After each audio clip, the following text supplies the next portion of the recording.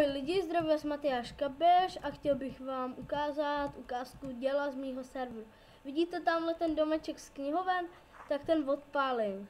3, 2, 1, teď. A dáme tam tý. Sakra, zapomněl TNT, dobrý. Ty vole, viděli jste ten efekt? Tak se jdem kouknout, jestli to bouchlo. Bouchlo to pěkně. Můj kámoš mi pomáhal. A krásná díra. Taková džuzna. Takže...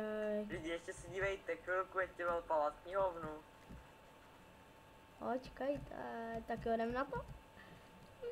Jdem na to, holky a holky. Ty máme takový knihovny, tamhle toho repeateru nevšímejte. A šup.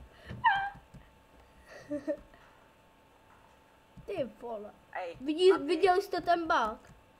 Viděli. Maty, zpráv server. Proč zpravit? Zarovnej server, ať je rovný. Ok. Celé jako úplně. Tak, celé. zdraví vás, Matyáš a...